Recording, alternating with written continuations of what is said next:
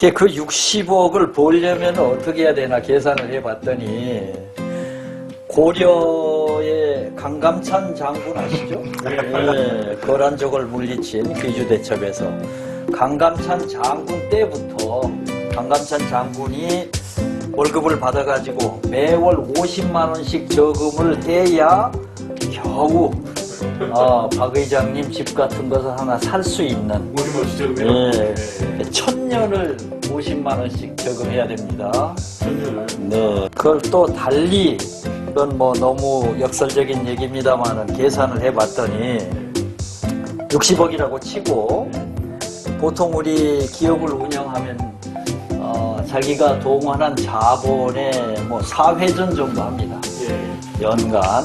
그럼 이제 240억의 매출을 올릴 수 있는데 그 중에 보통 한 40%가 우리나라 인건비가 높은 편이어서 40%가 인건비입니다. 예.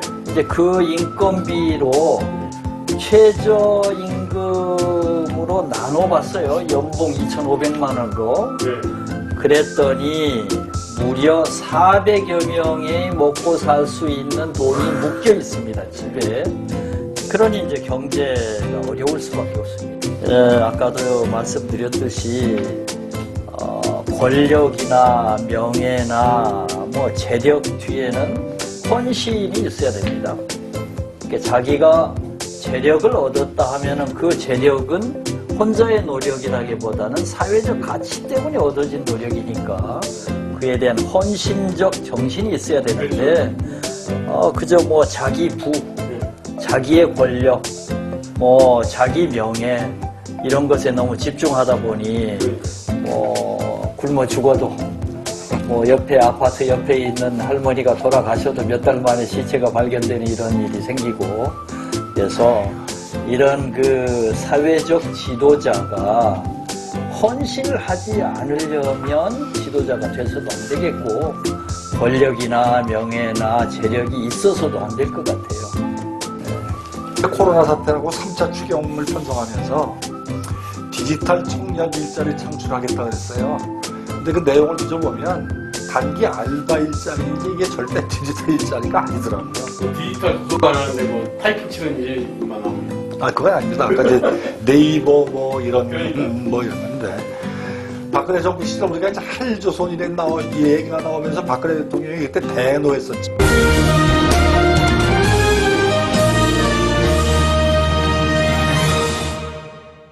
네, 안녕하세요. 예, 경제통 18화. 네.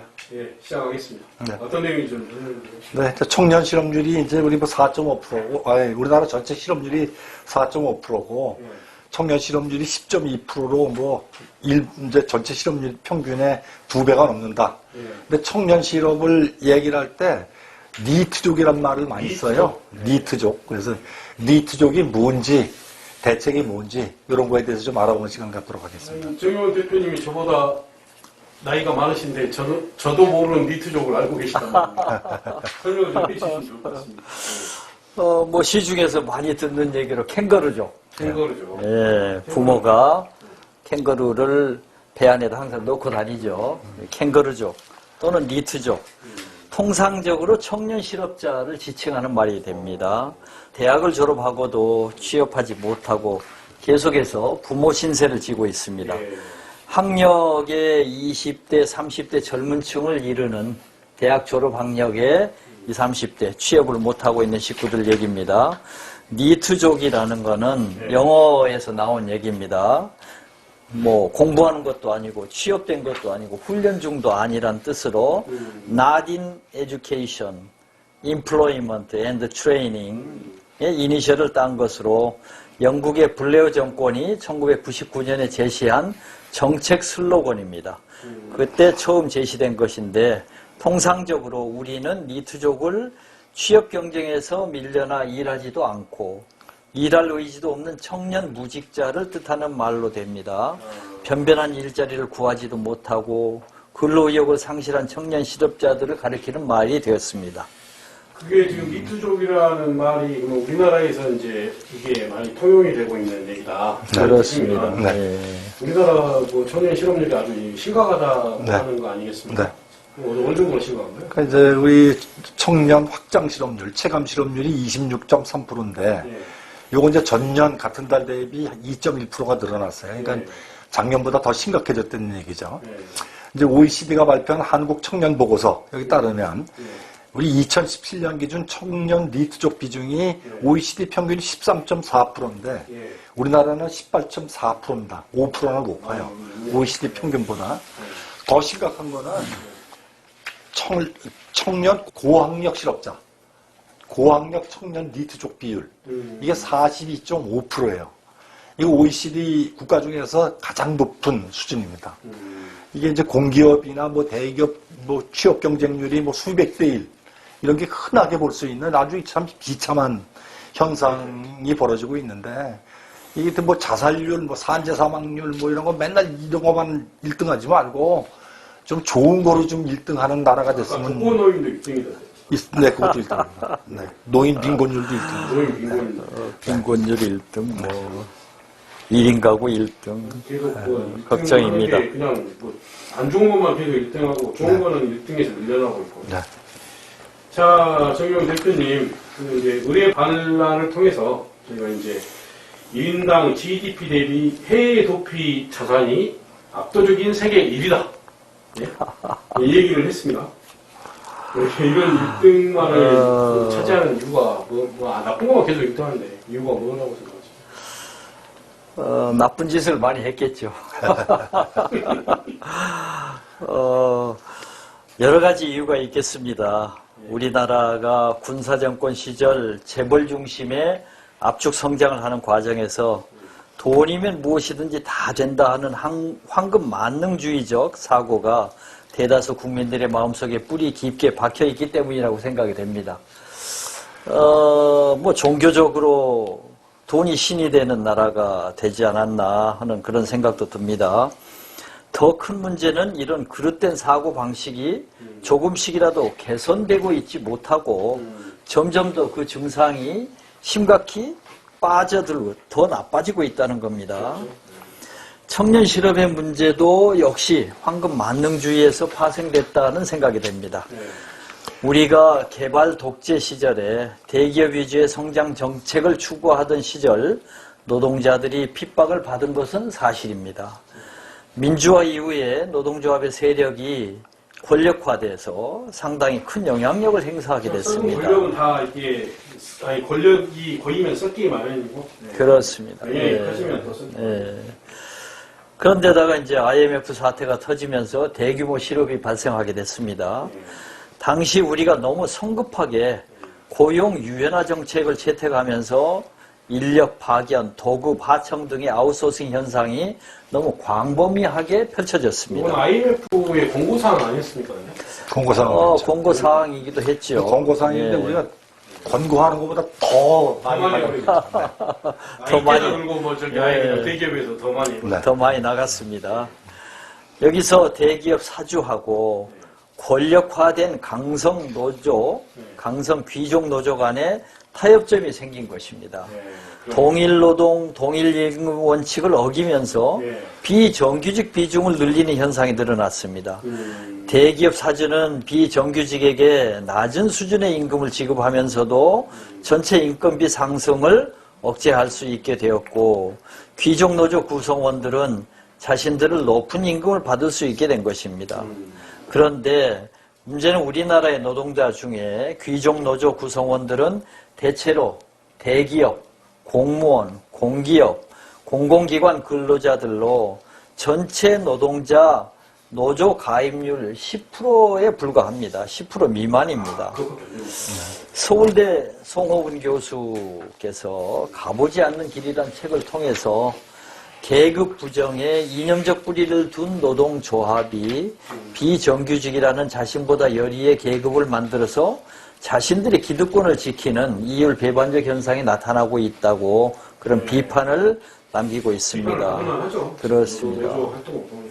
유럽의 많은 국가들이 사회적 대타협을 통해서 이러한 문제를 푼 사례가 있는데 귀족 노조의 통큰 양보가 우선 선행돼야 되겠고 대기업과 귀족 노조 간의 밀월 관계를 이제 그만 종식시키고 우리나라 노동시장의 근본적인 모순점을 해결할 수 있도록 길을 마련해야 될 것 같습니다. 권력과 재력과 명예는 동시에 없다는 건데 우리는 어떤 면에서는 돈으로 권력도 사고 명예도 사고 뭐 이런 일이 생기고 또는 권력이 생기면은 뭐 돈과 명예가 온다든가 이런 모순 속에 있기 때문에 결국은 노조에 가입을 처음에 정신은 좀 훌륭했을 겁니다만은 그렇죠. 이게 권력화되고 만 것 같습니다. 네. 여러 가지 문제점들이 노조에 대한 문제. 그것도 이제 제가 보니까 이제 우리나라 재벌들이 아직까지 이제 성역으로 좀 남아있는 것 같고, 거기에 따라서 이제 그런 그 재벌의 문제가 많을수록 더 이제 강력한 노조들이 있지 않느냐. 저번에 근데 그 노조가 정말 노동자를 대변하면 좋은데 자기들 적당한 수준에서 재벌하고 타협하는 게 문제입니다. 그런 것들이 많이 있어요. 네. 그럼 이제 우리가 일자리 문제라고 하면은 며칠 전에 인천공항공사 네. 예. 근데 이제 정규직이 이제 한 1,500명 정도 되는 것 같아요. 그러니까 근데 이제 비정규직으로 계신 분들 1,900명 정도 되는 분들을 한꺼번에 이제 정규직으로 채용하겠다. 그래서 이제 청와대 국민청원에 공기업 비정규직의 정규화를 그만해 주십시오라고 이제 청원이 청원이 대단했죠. 청원하신 한 분들이 또 이제 공무원 시험을 준비하는 분들 그렇습니다. 예. 있는데 물론 이거에 대해서는 찬성과 반대. 그러니까 이제 50만이라는 그 공무원 시험을 보려고 하는 공사 시험을 보려고 하는 사람들과 그다음에 반대하는 사람들. 네. 물론 거기에 공부도 못하는 몇몇 사람들도 있겠죠. 그래서 저는 이제 원칙적으로는 이게 이제 서로 간에 잘못된 점, 정부도 좀 잘못을 했고 어떤 잘못이냐, 너무 빨리 서둘렀다는 것도 있고 그렇지만 또 전문가적인 의견을 또 들어봐야죠. 소장님 생각 어떠신가요? 이제 그 일자리가 점점 없다 보니까 그 문재인 대통령께서도 아마 되게 답답하셨을 겁니다. 그러니까 이제 공무원 수를 17만 명을 늘리겠다, 임기 중에. 이렇게 말씀을 하시면서, 그리고 또 이제 공기업 같은 데 비정규직 제로 시대다. 이런 정책 발표가 이제 기정사실화 되자. 공시적 수가 대폭 늘어났어요. 공무원 시험 준비 안 하고 경제 활동에 참여를 하면 생산 효과 15조 원, 가계 소비 지출액 6조 원에 달할 것이라는 어떤 연구. 일자리가 없는데 15조 원이 생길까요? 그러니까 이제 의미 있는 일. 그다음에 이제 금년도 짭코리아가 청년층 상대로 이렇게 설문조사한 걸 보면 공무원 시험을 보겠다는 사람들이 20대, 30대 청춘들의 47.5%입니다. 거의 절반이 해당되는 대한민국의 젊은이들이 공무원이 되겠다고 이렇게 지금 어떻게 보면 국력을 낭비하고 있는 게 너무 이제 안타깝습니다. 근데 이번에 정부가 이제 코로나 사태라고 3차 추경을 편성하면서 디지털 청년 일자리 창출하겠다 그랬어요. 근데 그 내용을 뒤져보면 단기 알바 일자리이지 이게 절대 디지털 일자리가 아니더라고요. 디지털 도서관 하는데 타이핑 치는 일만 나옵니까? 그건 아닙니다. 아까 이제 네이버 이런 건데. 박근혜 정부 시절 우리가 이제 헬조선 이 얘기가 나오면서 박근혜 대통령이 그때 대노했었죠. 근데 그 당시에 3포 세대라는 말이 유행을 했었어요. 연애, 출산, 결혼을 포기하는 세대. 그러다 조금 지나더니 거기에 집하고 경력이 추가돼서 5포 세대. 그 다음에 이제 최근에는 희망과 취미까지 포기하는 7포 세대. 근데 이게 어디까지 늘어날지 몰라요. 그러니까 아예 몇 포 세대, 3포 세대가 아니라 N포 세대다 하고 어디까지 늘어날지 모른다. 그래서 어쨌든 간에 이제 공기업의 정규직화 결정은 조금 더 세심하게 살피고 어떤 일자리의 예측 가능성을 높이는 측면으로 진행이 됐으면 어땠을까 하는 그런 아쉬움이 있습니다. 그러니까 이제 정부에서 말하는 이런 현상들이 코로나 사태 이후에 뭔가 더 심화됐다라는 말을 국민들은 잊어버려요. 당장에 지금 먹고 살 거 없으면 아우성이고 좀 잘못하면 말 그대로 원망을 섞인 얘기를 들을 수 있고 또 이제 이게 급속하게 옛날에는 언론에 써들었지만은 지금은 이제 그 언론에 써들어 대봐야 국민의 공감대, 본인의 삶과 직결이 되지 않으면 떠들지 않거든요. 네. 근데 이제 이게 이제 본인의 삶과 직결이 되다 보니까 이게 이슈가 되는 거지, 이제. 네. 예, 그리고 뭐 이제 우리가 말하는 네이버 뭐 검색 순위라든가 네. 이런 게 올라가게 되는 거고. 참 정치도 상당히 옛날보다는 하기 힘들지 않겠느냐.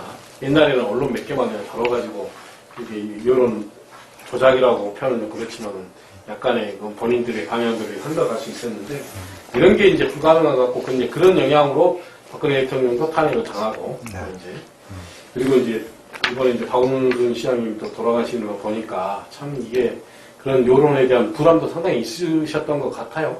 그렇죠. 그죠? 네.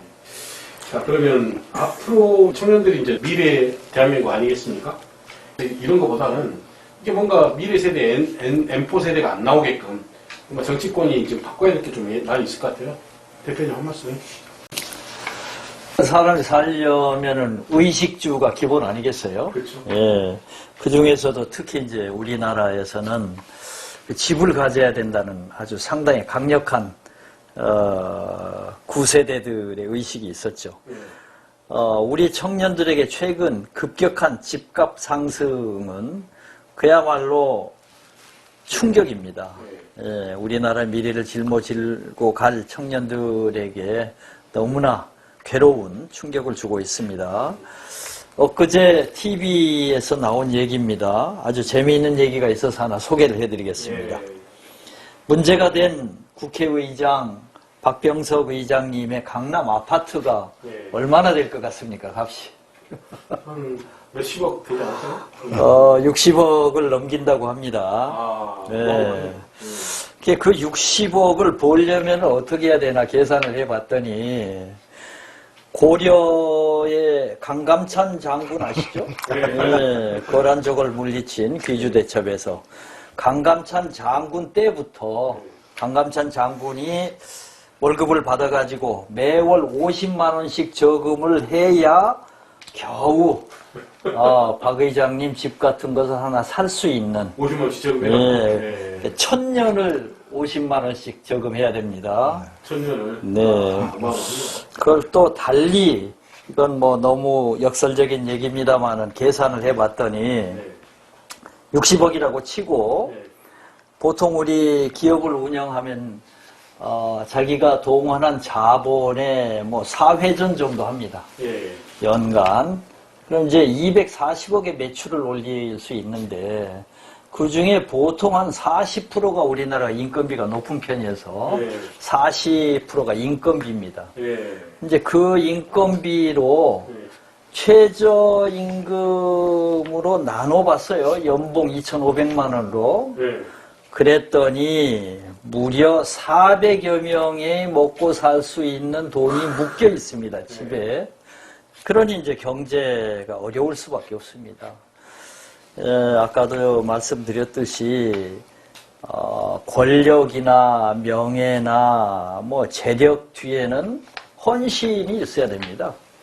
그러니까 자기가 재력을 얻었다 하면은 그 재력은 혼자의 노력이라기보다는 사회적 가치 때문에 얻어진 노력이니까 그에 대한 헌신적 정신이 있어야 되는데, 그저 뭐 자기 부, 자기의 권력, 뭐 자기 명예 이런 것에 너무 집중하다 보니 뭐 굶어 죽어도 뭐 옆에 아파트 옆에 있는 할머니가 돌아가셔도 몇 달 만에 시체가 발견되는 이런 일이 생기고 그래서 이런 그 사회적 지도자가 헌신을 하지 않으려면 지도자가 돼서도 안 되겠고 권력이나 명예나 재력이 있어서도 안 될 것 같아요. 좋은 얘기였어요. 좀 고쳐져야 될 것 같습니다. 강감찬 장군이 저기 50만 원씩 저금해갖고 샀으면 박병석 의장 집을 샀다는데 그러면 그 박병석 의장님은 그 집이 두 채입니까? 둘 다, 두 채 다 팔았습니다. 지금 이제 팔았는데, 네. 미장으로 팔았죠. 이장으로. 아들한테 아들한테. 해줘가지고. 아. 결국 이제 증이 안 가죠. 태조 이성계도 50만 원씩 저금해서 못 사요. 이수진 장군은 감히 이게 뭐 이순신 장군은 새빵 살아야 됩니다. 세방이나 살수 50만 원씩 저금해가지고 살 수 있을지 아니, 모르겠어요. 왜 그게 박병석 의장이라는 분은 욕을 얻어먹을 행위를 했을까요? 모범을 보여야죠. 국회의장이 국회의원을 몇 선씩 하신 다선 의원이 아예 그냥 그냥 안 하시든지. 예, 부끄럽습니다. 예. 네. 1000년을 적응해야 할 수 있는 거. 1000년. 천년, 1000년을 적응. 천년 전에 돌아가신 걸 다행으로 아시고, 그러니까 다행으로 하셔야겠네요. 예, 그래야 될 것 같습니다. 지금 살고 계시면은 뭐 노숙자지요, 뭐. 그러니까. 예. 그러니까 집값이 이렇게 오른 거는요. 이게 누구한테도 이득이 안 돼요. 누구한테. 그렇죠. 예. 이제 본인도 아니, 그러니까 이게 올린 게 된 계기가 그거잖아요. 저 2008년도에 네. MB가 이게 이제 그 뭔가 해외에 있는 불법 자금들이 한국에 들어올 수 있는 길을 열어줬고 그 자금들이 이 밑에서 떠받치고 있다라는 거예요. 지금 전부 다. 이 금융이나 그러니까 얘는 안전 자산이잖아요. 이게. 그러니까 떨어지려고 하면 애들이 그냥 못 떨어지게 또 받쳐주고 이런 게 떠들어가는 거예요. 그러니까 그런 부분들이 MB 때 물론 뭐 이제 MB가 뭐 본인 돈으로 그랬겠어요. 근데 이제 그러다 보니까 뭐 그때 저번 방송에 얘기하셨잖아요. 그래서 참 그런 것들을 구조적으로 좀 잡아야 되지 않을까. 그러니까 이게 고쳐줘야죠. 예. 그러니까 이제 집값이 오른 거는 예. 그 비싼 집에 사는 사람들도 혜택이 전혀 없어요. 집값이 올랐다가 최근에 23억 올랐다고 그러더라고요. 박병석 의장 집이. 그럼 23억이 올랐다 그래가지고 그걸 팔고 그 돈 갖고 쓴다고 그러면 모르지만 괜히 재산세 종부세만 더 내죠. 근데 그분들도 이제 애들 장가가거나 그러면은 집을 줘야 되니까. 집을 마련해 줘야 돼요. 그 부담은 누수하고 제일 문제는 뭐냐면 10년 후, 20년 후 달성돼야 될 값이에요. 그 값이 지금 땡겨져 있는 거예요. 아니 10년 뒤는 떨어질 거 아니에요. 그러니까 어쨌든 이제 걔가 이제 경제 성장을 계속 지속적으로 한다고 그러면 정상적으로 10년 후, 20년 후에 달성됐어야 될 집값을 미리 땡겨와서 지금 올려놓은 거예요. 그럼 이 얘기는 뭐냐면 젊은 청년들의 부를 착취한 겁니다. 지금 우리 기존 세대가. 그렇죠. 그럼 어른들은 애들한테 지난번 우리 방송을 하면서 빚을 물려주면 안 된다 그랬잖아요. 재산을 물려주지 못할 망정 빚을 물려주면 안 되는 건데 집값 이렇게 오르도록 정치권에서 방치하고 정부에서 방치한 거는 미래 청년들의 먹거리를 착취해가지고 지금 극소수 종부세 내는 사람들 1%에 불과하다고 그러더라고요. 그 사람들의 기득권을 지켜주기 위해서 우리 수많은 젊은 청춘들의 20년 후의 부를 착취를 해서 그 사람들한테 미리 준 거예요. 그렇죠. 이건 잘못된 겁니다. 네. 고쳐야 되겠습니다. 네. 네. 오늘 방송 수고하셨습니다. 고생하셨습니다. 네. 감사합니다.